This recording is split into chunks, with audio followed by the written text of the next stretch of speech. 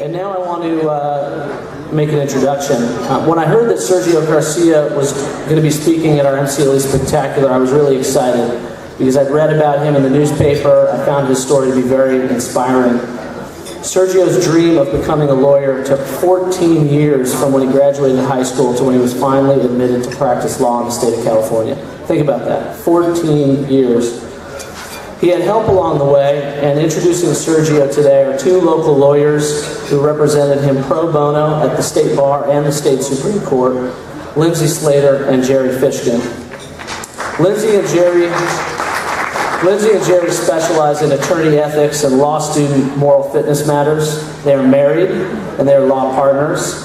Over a period of 3 years, they put in 500 pro bono hours and won the precedent-setting case at the California Supreme Court, admitting Sergio to the practice of law.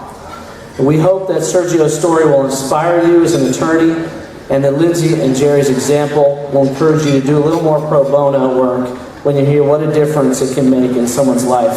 So please welcome Lindsay Slater and Jerry Fishkin.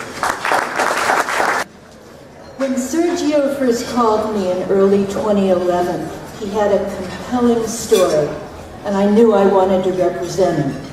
He was an anonymous young man in a small town who had worked at odd jobs for over 10 years to go to law school. Sergio's green card application was approved in 1995. However, there's a quota on giving green cards to immigrants in different countries. And the quota on green cards for Mexican immigrants is so long that he still hadn't gotten one when he came to see us over 3 years ago. And his moral character application had been pending for 1 year. That's after he passed the bar. He passed the bar the first time. Being undocumented, Sergio had no scholarships or loans. He struggled to support himself, but he still found time to do pro bono work in his community throughout those years of struggle. I took on his case pro bono. When we took on Sergio's case, we estimated it would take about 10 to 20 hours. We had no idea we were taking on a precedent-setting case. We thought it was going to be a kind of moral character application that we see year in and year out. But wait, right. Yeah, 9 months, 2 state bar hearings, and 50 hours later, the state bar recommended to the Supreme Court that Sergio be admitted to practice law. And as Lindsay said, but wait, and wait we did, and wait Sergio did, because the Supreme Court took his application under advisement for 6 months, then issued a public briefing order. Overnight, Sergio became a national figure, traveling all over the country on behalf of the immigrant dreamers. He still struggled to make a living. He still found time to serve his community pro bono, and he still waited for the green card. I'm the first college graduate in my family. Jerry is the grandson of 4 immigrants. Each of us worked full-time during law school. We're married and we're law partners. This was a perfect blend of our personal and professional values. We had a deserving client, a cause we believed in, and the ability to get the job done. 3 years and 500 hours after we took on Sergio's case, the Supreme Court admitted him to practice law. He is still...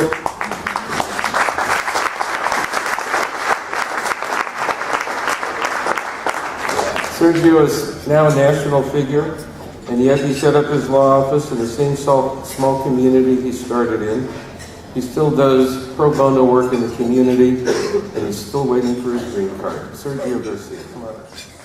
Wow, thank you so much for that introduction. Made me a little bit emotional, so I think I'll kind of break the ice or get away from that by saying that when Steve was talking up here and saying he was really excited that Sergio Garcia was going to be here, and I'm thinking, man, is the golfer coming in today? I don't get that excited about myself, to be quite honest. Thank you so much, Jerry. Thank you so much, Lindsay. Your work has certainly changed my life and many others.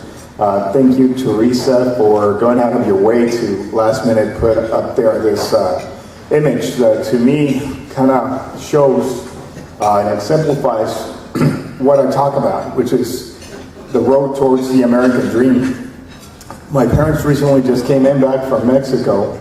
They went to visit. They can actually do it. And so they went and took pictures of the school that I went to when I was about 8, 9 years old. A school that's, extremely poor. When I remember going there, and many of the times going there without any money, and they don't give you food over there. If you don't bring money, you don't eat. I remember, and that's why I love this picture, the one on the right, to my because I remember using a plastic bag as a backpack, because that's all we had a lot of the time. So along with going there hungry, I went there with my shoes completely torn because we couldn't afford shoes. But the one thing I do remember going there is going there happy and excited to learn. I really enjoyed school, which is kind of interesting because I have been here in the States prior to that, and I didn't like school too much. I still have yet to figure out why that changed over there. But in 1987, when I got back to Mexico and started going to school, I did extremely well. And from 1987 to 1994, when my father decided that we should come up again, I competed academically, never losing a competition. I went from the school to the local, to the state, even the national level. And at the national level, I say that they didn't beat me. I lost that particular competition. And I always think about it in how I lost and the factors surrounding it. And I always think about my mom and the sacrifices parents make, to see their children achieve their dreams. That morning, I recall we were going to compete far away because it was at the national level. And my mom said, well, mijo, she calls me mijo still. I'm 30, almost 38. She said, your father hasn't sent any money lately. We don't have any money for food this morning. And I said, trying not to worry her, I said, oh, don't worry about it. I'm so nervous about this test, this competition today. I'm not even hungry. I was hungry. I just didn't want to worry her, The competition did not start till like 1 p.m. We left around 10 in the morning, and it was going to go 1 to 4. Somehow, and it's so funny that, parents make so many sacrifices for their kids, and they don't even think about it. Somehow after the competition, which instead of waiting 3 hours and probably doing a better job than I did, I did it in 45 minutes. I did that because, my stomach was growing so much that I was so embarrassed. I just wanted to get out of there. So I did. I got out of there, even though my teacher kept on, just telling me, go back. As soon as you walk out the door, you're out of the competition. But I couldn't stay there any longer. I just, my vision started going blurry, this and that, and I didn't know at the time, but I'm hypoglycemic, so if I don't eat, I get moody, and I start getting shaky and all kinds of stuff. So I went out, left the competition, went back to the bus. I think all the other teachers had kind of pitched in and bought me a sandwich. And at that time, the bus started moving. They said, let's go pick up your teacher to find out what happened. And as the bus started moving, I see my mom running towards the bus with her hands extended. She had some food for me. And for the longest time, I couldn't even share the story without crying, because my mom never had the benefit of going to school. She can't read or write, and we didn't have money that day, and she didn't know where I was going to be. And so I asked her recently, Mom, how did you know where I was going to be competing? How did you get there, and where do you get the money to buy me food? Probably at the expense of not eating herself or my siblings that day. And she said, oh, mijo, I don't remember that. I remember you competed, but I don't remember everything else you're telling me. And those are the kind of sacrifices that parents do day in and day out that made such a huge difference in your life, and it's something I'll never forget for the rest of my life. But to her, it was just an everyday occurrence. After that, 1994 rolled out. I was the president of my school in Mexico. I had the highest GPA. I had a government scholarship in Mexico, which is pretty unheard of because they don't give you anything. So it was kind of nice. And my dad shows up, and of course, he's coming from the States. His son is graduating with high honors. Even though he's barely turned 17, what did he bring me as a gift? A big old bottle of Presidente. good alcohol. That was expensive alcohol. They don't care about you now being 21 down there. I had never had alcohol in my life, so that evening I said, well, let's celebrate. Pour myself 3/4 of a cup. Thought it was water. Learned the hard way it wasn't. I stopped drinking for like 14 years after that. So, good times, at least until my dad said, oh, by the way, we're going back up north. And I think that's the first time I told my father no. I said, well, you might be going, I'm not going. I kind of like it here. I'm the president of my school. I have a scholarship. I'm doing really well for myself. And my father, like always, every typical Mexican father, I guess, he said, well, mijo, did you hear a question in my statement? I said, okay, I guess I'll start packing. After a horrible experience at the border, something I don't wish on my worst enemy, we managed to make it over here. I kept on thinking, we got here in July, but I can't remember until recently. We got here July 4th, which it's, kind of an interesting day to arrive to the States, July 4th, Independence Day. And in a way, I think it was kind of what my father was looking for me to achieve that eventual independence. I think my dad had the foresight of knowing that, I was doing well in Mexico, I was well-liked, well-respected, but in the long run, the United States would offer me a better life, would offer me a better chance. And even though his decision caused friction between us for a considerable amount of time, happy to say that I have moved on and I gotten over the fact that he brought us up. I know he meant well, and I know his decision was the right one. Even though, when we're younger, we don't want to accept that. We don't want to admit that our parents know best. They do. But, so I continued going to school. I was just sharing with Steve and my attorneys that after being the president of my school, after having the highest grades in my school, I started Durham High School back in 1994. Graduated from there in 1996. During that time I didn't speak the language, so I was voted the most shy in the whole entire school. And so now it's kind of funny because my mom is like, well, what happened with you? Like, you were voted the most shy, now you just cannot seem to shut up. And I'm like, well, I'm making up for lost time, I guess. So after graduating in 1996, I received invitations to join Stanford, Berkeley, UC Davis, Chico State, all on full scholarships. And I was like, well, this sounds pretty good. I wanted to go to Harvard, but Stanford sounds pretty good. And so I called him up, and I said, I got a lot of offers, but I want to join your institution. Minor detail, my father, just applied for me to become a legal resident. Is that going to become an issue? And right away they said, well, you can still join our institution. You're just going to have to pay out of pocket. I said, well, I'm a little short on cash, so that's not going to work. So, of course, I did what every wannabe attorney did, I guess. I called Berkeley, told them the same story. I have many offers, but you were my first choice. Haven't talked to anybody else. I want to join your institution. Of course, their reaction was the same. Don't call us, we'll call you. And that repeated itself a couple more times. And at that point, I said, well, I'm 18 years old, Mexican, I'm undocumented. I guess I'll have to do whatever every person my age and in my situation does. I'll have to go and work out in the fields with my father. And of course, and thank God my mom said, no, mijo, I don't think that's a good idea. You love school, you have always excelled in it, so you should at least try to go to Butte College. viewed as a local community college. And 2 weeks before it started, I went and applied, was able to get in, picking up cans on the side of the road, picking up walnuts. I live in Durham, the Durham-Chico area. It's a tiny rural community.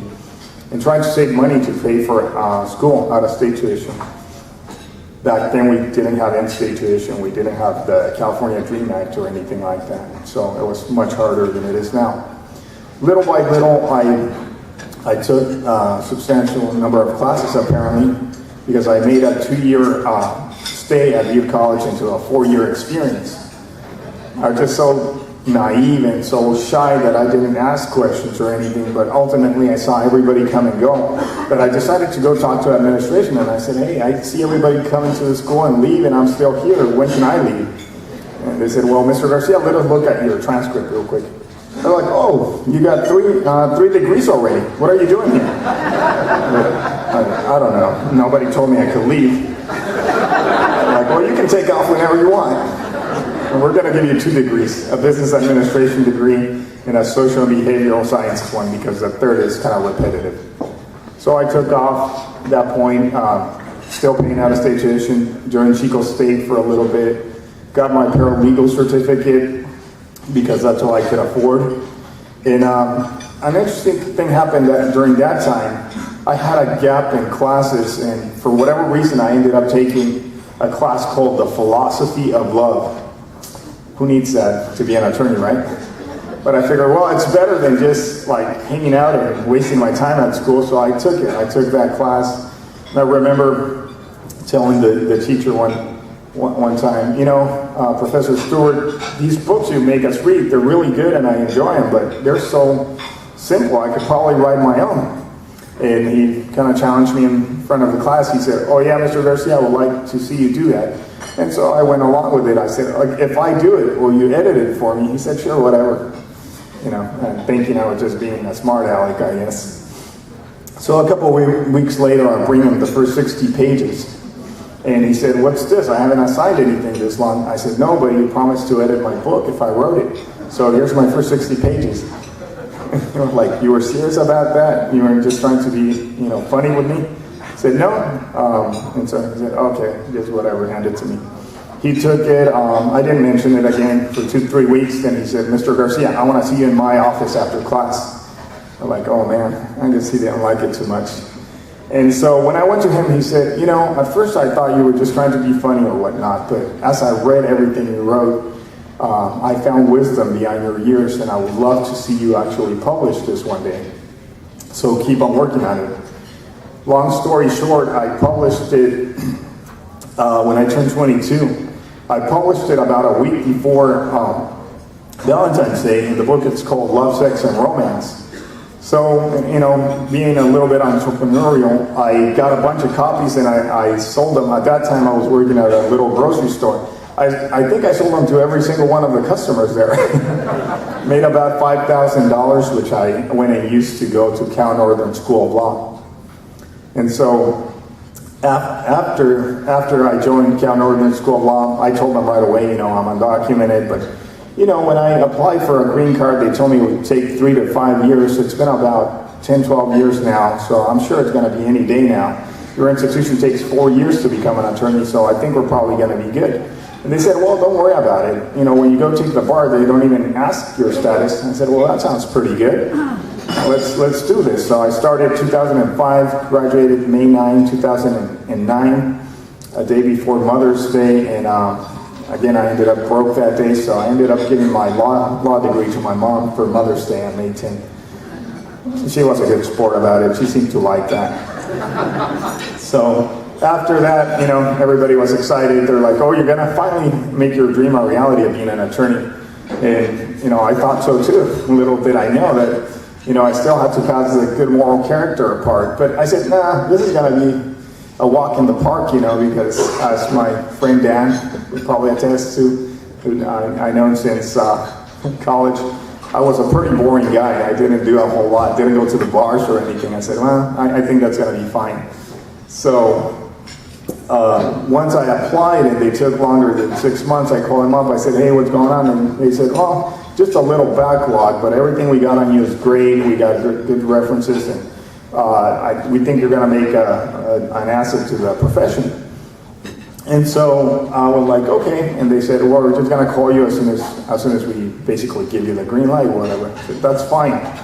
Well, unfortunately, that happened about 17 times, where they told me, yeah, you're going to get your law license next week or next month or whatever. Somewhere along the way, I decided that I needed professional help. That's when I went online and Googled somebody that could help me. And, by the grace of God, it was Ms. Slater, Lindsay Slater, their office. I remember I called her about a month prior to actually meeting her. I told her of my plight. She was receptive and actually heard me out, which I really appreciated. Ultimately, she said, if in 30 days you don't have your law license, talk to me again. I will see what we can do. And of course, I didn't have my law license, so I had to bother her again and ultimately make the drive out here to Walnut Creek to meet with her in person. And so we talked about the case, and at the end, I asked, the important question that I'm sure we all ask. Maybe we asked the opposite of this question, but I said, how much is this going to cost? And thank God, she has such a wonderful heart, and she understood my situation. She said, your problem is a wrong that we want to right, and we don't feel right about taking a dime for it. And inside of me, I was like, thank you, Jesus, because I don't have a dime on me. As they already explained to you, they probably didn't know what they were getting into at that point. But, they never wavered. They never changed their mind. They never said, well, Sergio, we just signed up for a few hours. Now you owe us some money. That never happened. Jerry and Lindsay, what I described to you, I think I would say that's my road towards the American dream. And then there's the second part, the part of the actual litigation, the actual achieving integration through litigation. Even now, there's very few minority attorneys, especially in my neck of the woods. And little by little, I think there's going to be more. And that is in no small part thanks to Lindsay and Jerry and people like them. People who serve as catalysts for change. People who serve as catalysts for social justice. And I just want to say thank you on behalf of not only myself, but all of them. So after, they took my case and it continued going on for a while. It wasn't until September 4th, 2013 that we actually heard an oral argument on the case. And everybody wanted to talk at that oral argument, myself included. But we had so limited time that I ended up saying, I'm going to let the grown-ups handle this one, and I'm going to sit this one out. Once I saw how the court reacted, I was like, Sergio, for once you made a good decision in your life, man. It was pretty awful. It was pretty awful, and I think I wasted my last poker face that day outside the court as the media from all over the country gathered and wanted to find out, Mr. Garcia, how do you feel that went in there? And I still tried to smile and say, oh, it went great. This is a tough case, historic landmark case. We expected this kind of abuse. I knew we had gotten our butts kicked in there. And it was horrible. I really wanted to cry, but I wasn't about to let the media know that. As soon as we got away from the media, I got on the phone with all my friends that I had made by then at the California legislature. I didn't care if they were Republican or Democrats. I'm not a citizen. I can't vote. It doesn't make a difference to me. I'm friends with everybody. So I called them up and I said, hey, I got a real problem over here. We basically just got our butts kicked at the California Supreme Court, and short of a miracle, us passing some kind of legislation, that's not going to happen for me, so I need a favor from you guys. Luckily, they had been following my case unbeknownst to me. They had been staying on top of it. They said, we're ready to go. We're going to move on this next year. I said, no, next year's not going to be fast enough. We got to move quicker. And they said, how quick? I said, well, we probably got 90 days to try to do something before the court comes back with a decision. In a historic move by the whole entire California legislature on a vote of 91-9, they approved AB 1024, a bill that would make my dream a reality, a bill that has made the dream of many others a reality of being attorneys in California. And the whole entire battle was over 1621 federal statute, and our saving grace was 1621D, which said, if a state passes a law allowing an undocumented person to receive a benefit, then it's okay. In our opposition, the Department of Justice acknowledged that. And even Judge Baxter at the court said, well, we believe there has to be a lot of support for something like this at the legislature. How come you guys haven't talked to them? And we hadn't approached them, out of respect. But after that, like I said, I talked to them right away. And just historic move by the whole entire legislature. In 7 days, they had passed AB 1024. That prompted the biggest newspaper in the country, the New York Times, to come knocking at my office. We had a bit of a problem in the past with the New York Times with them. They said, well, Mr. Garcia, we kind of apologize for the past. We want a second chance. We want to talk to you about what's going on now. I said, okay, it's fine, let's talk. And they said, we want to send somebody directly to your office. I said, perfectly fine. So when the reporter and the camera person show up to the office, they look around and they're looking for something like this, a room like this filled with people, with phones, phone banking, lobbying group. And they're very surprised and they're like, where's your team? Where's your group supporting all this? How can an undocumented person get the whole entire legislature to move so quickly? We have done our research, and there's no law similar to yours that has passed in anything less than 13 days, and you guys almost cut that in half. And I said, well, that's just my laptop and my cell phone. I said, I do get a big bill though, a lot of phone calls. But anyway, we finally made it on the cover of the New York Times. And it was very interesting because as we're walking with the reporter and the photographer, I get a call on my cell phone, and he's like, oh, go ahead and pick it up, pretend I'm not here. And so I pick it up, I see who it was, and I was like, hi, Senator, how are you doing? And so I have my little conversation, and the reporter's like, senators call you on your cell phone? Yeah. What did he want, if I can ask? Well, he just wanted to find out if I'm okay. He wanted to make sure I haven't jumped off a bridge or something. And so he said, can I ask who? And I said, yeah, you can. It was Senator Jim Nielsen, a Republican, which really surprised the reporter. But I think it just showed, how the work I was doing, the work Jerry and Lindsay were doing, cut across party lines. It was something that everybody believed was the right thing to do. And I'm not sure if Jerry or Lindsay appreciate the magnitude of what they have done, if they appreciate how they were a catalyst to a huge change.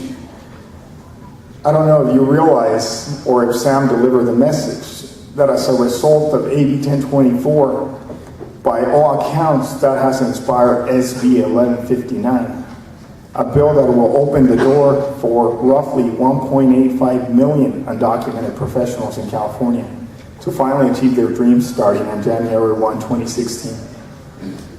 So think about that, and thank you so much on their behalf. Thank you so much, everybody.